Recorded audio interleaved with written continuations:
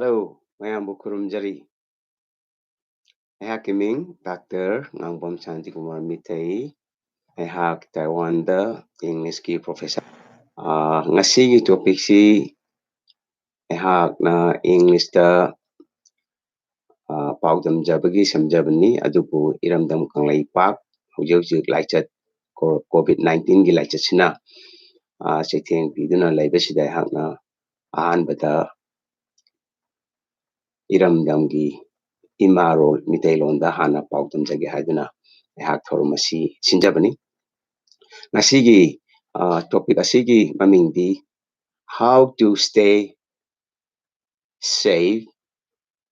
healthy, young, and happy haibani.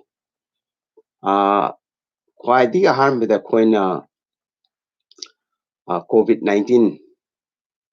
hairiba laichat sidagi ngakthok tuna chatnabagi khwaidigi phaba lambidi stay home haibasini haibadi yumda laibiyu chathoktana yariba makai miyam tinba crowd dagi ki miyam dagi lapthokna laibiyu yariba yumda laibiyu aduga sokna atopaga sokna tinabidaba haibasini haibidi samlapna hairabda koigi World Health Organization na piriba koigi guidelines sing asi follow toraga chapiyu haibani kuda moina hairabda koina chathupa matamda akoigi max upaga chapiba loinana akoigi yariba makai akoi social distancing ji thambiba haibadi akoina meter ama anigi arapasi atopadi thammaga koina chapiba adudagi akoina thokpa matamda chathokpa matamda haibadi akoi khudingmak akoina COVID-19 laicharasina lockdown tore curfew tore haiduna su akoi mioi khara amadi mapanda thoktaba yade so aduna thokpa matamda thokta yadadana thokpa matamda koina hairiba koigi World Health Organization gi koigi guidelines sing si inlaga chapiba si yamna mathau tai max upa dagi koigi chathokpa matamda koina khutcha hambagi tanjaji phangdragade koina sagi koigi hand sanitizer spray se koina sizinaba adugi matungda akoina mapan thokpa haibitabu tamba ngamde mapan thokpasidi mayamna laichar pakpasu paktabasu amasu loina pangsokta soknabanina akoina pairiba thong khangde akoigi lambida pochai laibane khangde hangdokpane khangde thong hangdokpane khangde mayamna paibham mafamse akoi yariba makai sokpigano haini adubu sokta ngamdaba matang lakpa matamda koina sagi hariba khutsa hamdokpasigi tanjasi phangdragade koina akoigi hand sanitizer se akoigi hand sanitizer spray si macha ama lairaga pupiba natra yumda semaga tawbra natraga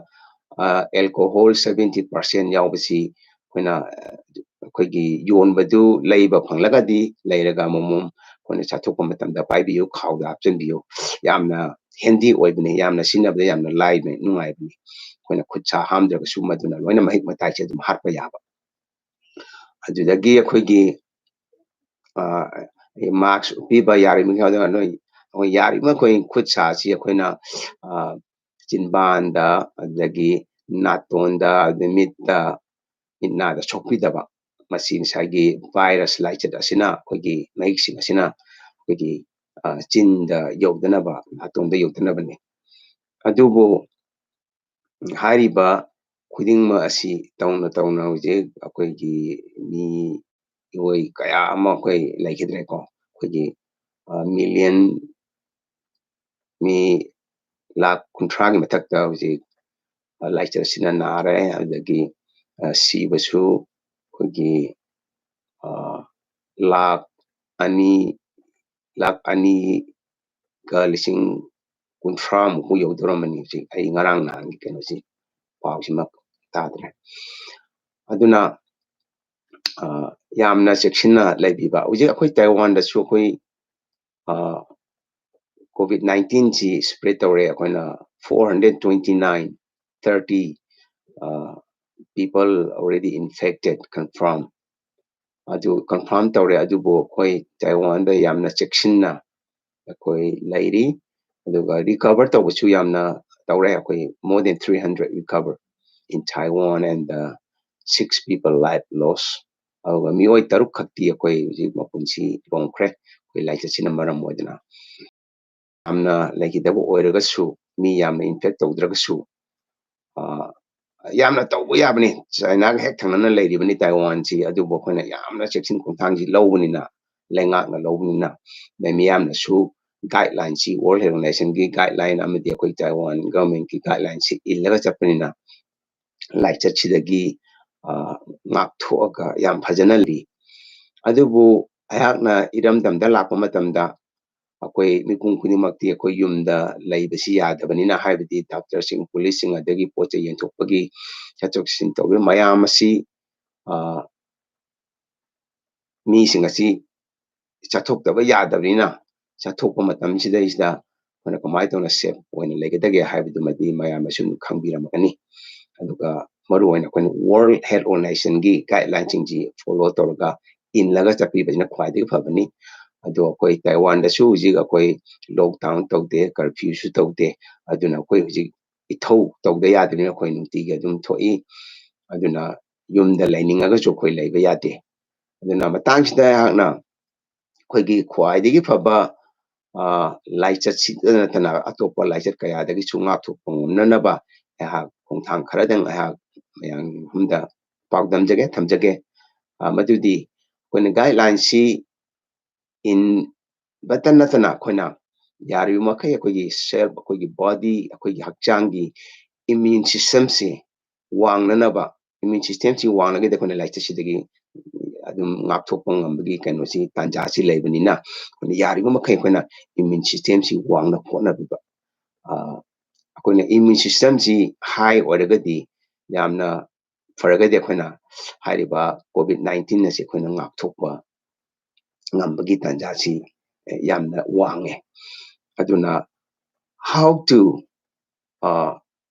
improve our immune system ꯍꯥꯏꯕꯗꯤ ꯑꯩꯈꯣꯏꯒꯤ immune ꯁꯤꯁꯇꯦꯝꯁꯤ ꯀꯃꯥꯏꯅ ꯇꯧꯗꯅ ꯑꯩꯈꯣꯏꯅ ꯋꯥꯡꯍꯟꯒꯗꯒꯦ ꯀꯟꯅ ꯊꯝꯒꯗꯒꯦ ꯍꯥꯏꯔꯒꯗꯤ ꯑꯩꯈꯣꯏꯅ exercise ꯇꯧꯕꯁꯦ ꯑꯩꯈꯣꯏꯅ ꯔꯦꯒꯨꯂꯔ ꯆꯥꯡ ꯅꯥꯏꯅ ꯑꯩꯈꯣꯏꯒꯤ ꯑꯦꯛꯁꯔꯁꯥꯏꯁ ꯇꯧꯕꯁꯤ ꯌꯥꯝꯅ ꯃꯊꯧ ꯇꯥꯏ ꯃꯁꯤ ꯑꯩꯈꯣꯏꯅ ꯁ꯭ꯄꯣꯔꯠꯁꯃꯦꯟ ꯈꯛꯇꯅ ꯑꯩꯈꯣꯏꯒꯤ ꯁꯥꯟꯅꯔꯣꯏ ꯈꯛꯇꯅ ꯑꯩꯈꯣꯏꯅ ꯑꯦꯛꯁꯔꯁꯥꯏꯁ ꯇꯧꯒꯗꯕꯅꯤ ꯁꯥꯖꯦꯜ ꯇꯧꯒꯗꯕꯅꯤ ꯍꯥꯏꯕꯒꯤ ꯋꯥꯐꯝꯗꯨ ꯀꯩꯁꯨ ꯂꯩꯇꯦ ꯃꯁꯤ ꯌꯥꯔꯤꯕ ꯃꯈꯩ ꯃꯤꯄꯨꯝ ꯈꯨꯗꯤꯡꯃꯛꯅ ꯑꯩꯈꯣꯏꯅ ꯍꯥꯏꯔꯤꯕ ꯍꯛꯆꯥꯡꯁꯤ ꯐꯅ ꯂꯩꯅꯕ ꯏꯝꯃ꯭ꯌꯨꯟ ꯁꯤꯁꯇꯦꯝꯁꯤ ꯋꯥꯡꯅ ꯂꯩꯅꯕ ꯑꯩꯈꯣꯏꯅ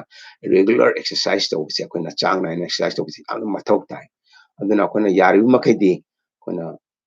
ꯍꯧꯖꯤꯛꯇꯤ ꯏꯔꯝꯗꯝꯒꯤ ꯏꯔꯩꯆꯥꯁꯤꯡꯅꯁꯨ ꯃꯇꯝꯗꯨ ꯍꯥꯟꯅ ꯃꯇꯝ ꯂꯩꯇꯦ ꯍꯥꯏꯔꯝꯕꯗꯨ ꯍꯧꯖꯤꯛꯇꯤ ꯃꯇꯝ ꯂꯩꯇꯕ ꯌꯥꯔꯔꯣꯏ ꯃꯔꯝꯗꯤ ꯌꯨꯝꯗ ꯂꯩꯕꯅꯤꯅ ꯂꯣꯛꯗꯥꯎꯟ ꯇꯧꯅꯤ ꯀꯔꯐ꯭ꯌꯨ ꯇꯧꯅꯤ ꯌꯨꯝꯗ ꯂꯩꯕꯅꯤꯅ ꯑꯗꯨꯅ ꯑꯩꯈꯣꯏꯅ ꯑꯍꯤꯡ ꯆꯨꯞꯄ ꯖꯨꯋꯥꯔ ꯁꯥꯟꯅꯗꯅ ꯅꯠꯇ꯭ꯔꯒ ꯑꯃ ꯇꯧꯗꯅ ꯊꯦꯡꯅ ꯇꯨꯝꯕꯒꯤ ꯃꯍꯨꯠꯇ ꯉꯟꯇꯥꯅ ꯇꯨꯝꯕꯤꯔꯒ ꯑꯌꯨꯛ ꯉꯟꯇꯥ ꯍꯧꯒꯠꯂꯒ ꯑꯩꯈꯣꯏꯅ ꯌꯥꯔꯤꯕ ꯃꯈꯩꯅ ꯁꯨꯃꯥꯡꯗꯅꯦ ꯈꯪꯗꯦ ꯃꯄꯥꯟ ꯂꯩꯀꯥꯏ ꯈꯨꯡꯒꯪꯗ ꯂꯩꯔꯒꯅ ꯑꯩꯈꯣꯏ ꯂꯧꯕꯨꯛꯇ ꯊꯣꯛꯄꯅꯤ ꯈꯪꯗꯦ ꯆꯤꯡꯌꯥ ꯇꯝꯌꯥꯗ ꯇꯨꯔꯦꯟ ꯈꯣꯡꯕꯥꯟꯗ ꯊꯣꯛꯄꯅꯤ ꯈꯪꯗꯦ ꯇꯧꯔꯒ ꯑꯁꯦꯡꯕ ꯅꯨꯡꯁꯤꯠ ꯁꯤꯠꯂꯤꯉꯩ ꯃꯇꯝꯗ ꯑꯩꯈꯣꯏꯅ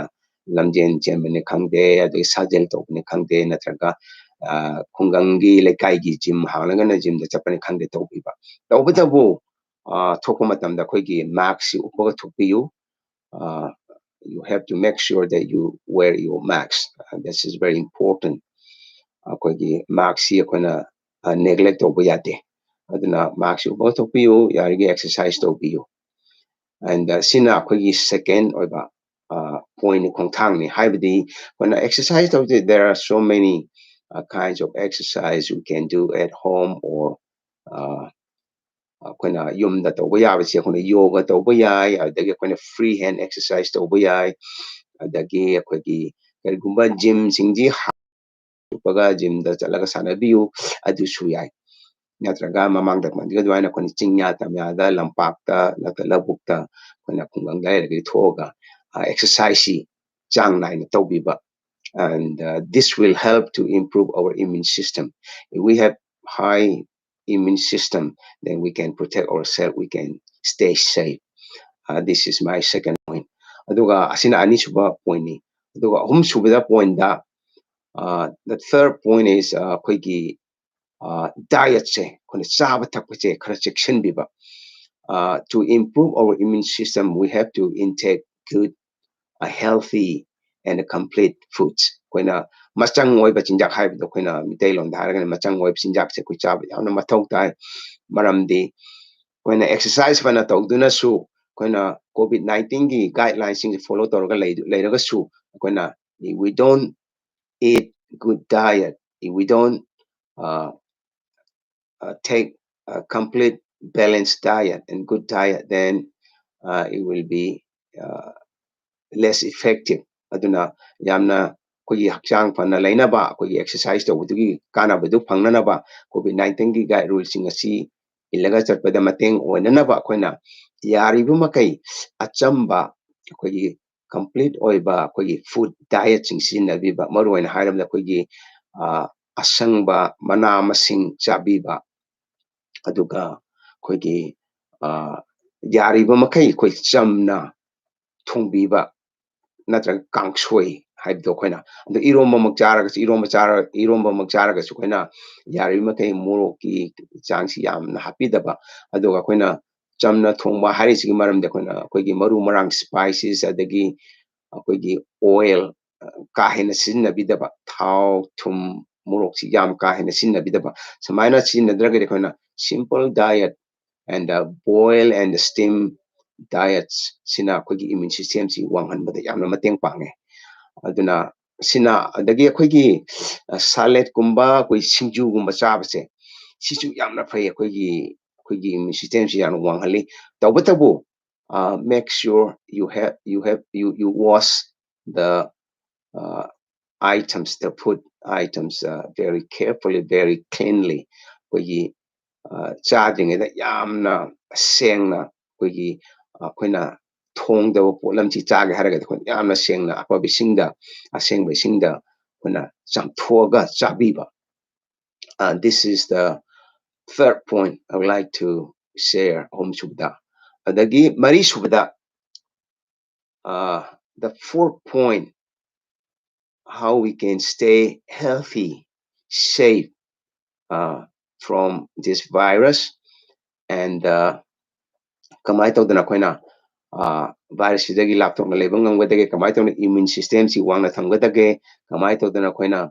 exercise tawga kana abdulawgadage hairagade koina rest we need enough rest every day so koina yamdrabada nongmada koina pothabasi pung taret nipan 7 to 8 hours we must take rest we must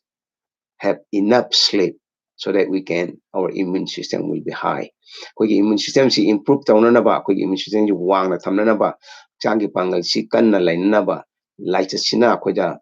irai laina changpa ngamdanaba koina pothaba se yamna mathau tai pothaba je koina nongmada pung taret yamdrabada pung taret aduga yamdrabada pung nipan sumana taret nipan gi manu koina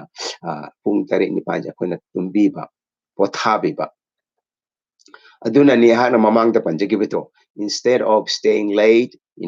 gathering because during the lockdown and the curfew you have so much of free time and you are playing cards you are playing chatting with others online or whatever so instead of staying late wasting time you better sleep early and yamna thengna akogi wari watai sadana jwar sanadana punjindana laibagi mahutta koina ngalapna try to sleep before 12 and you will feel very fresh in the morning next day aduna koina yari ma kain ko pung baro gi mamang da tumbiba adu yari ma koina pung tare ni panje tumna ko nabiba adu oiraga de koina koigi hakchang chi yamna fresh oina next day koina ayukta ko yamna fresh oina takat takat na hogotpa ngani ade koina tongning bai thousing pangthokning bai thousing pangthokpada yamna laina thokani aduga loisilappada haijaningba amaga koina hujik lockdown tawba amse curfew tawba matanda we have to stay home mostly yes and that's very good uh, in the sense that we can use this time to do many other good things which we couldn't do before. We didn't have time before, so now we can have much time from this lockdown and we can utilize this time to do the good things we always wanted to do. So I have na losilapda hajaningbadi koina hana thabak chili matam lete haina tobungam gidaba ꯊꯕꯛ ꯀꯌꯥꯗꯣ ꯑꯩꯈꯣꯏꯅ ꯍꯧꯖꯤꯛ lockdown ꯑꯃꯗꯤ curfew ꯇꯧꯕ ꯃꯇꯝꯁꯤꯗ ꯇꯧꯅꯕ ꯍꯣꯠꯅꯕꯤꯗꯕꯅꯤ ꯃꯌꯥꯝꯁꯤꯒꯤ ꯃꯅꯨꯡꯗ ꯑꯩꯈꯣꯏꯅ ꯂꯥꯏꯔꯤꯛ ꯄꯥꯕ ꯌꯥꯏ ꯀꯔꯤꯒꯨꯝꯕ ꯁ꯭ꯀꯤꯜ ꯈꯔ ꯑꯩꯈꯣꯏꯅ new skills we can learn and we can start doing exercise and we can start changing our bad habits and also we can help if we are parents we can help our children to teach them morality education and other skills. And there are so many things we can do. There are yamna laikre koina tam phangingai ja koina angang singda koi isada takpi tambibada natana koi habit chi change tawbada natana koina angang singda tambiba khotbi ba yaba yamna laikre koina lockdown or curfew tawgi sangli matam sida tawse aduna so fine in conclusion I would like to share this 4 5 steps how to stay safe away from this COVID-19. And the second point is how we can stay strong by doing regular exercise. And the third point is how to eat simple, boiled, steamed, good, and complete diet to improve our immune system. And the next 4 point is how to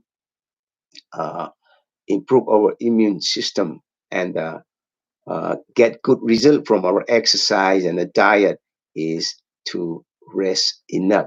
So make sure you sleep 7 to 8 hours every day and please don't stay late at night instead of wasting time and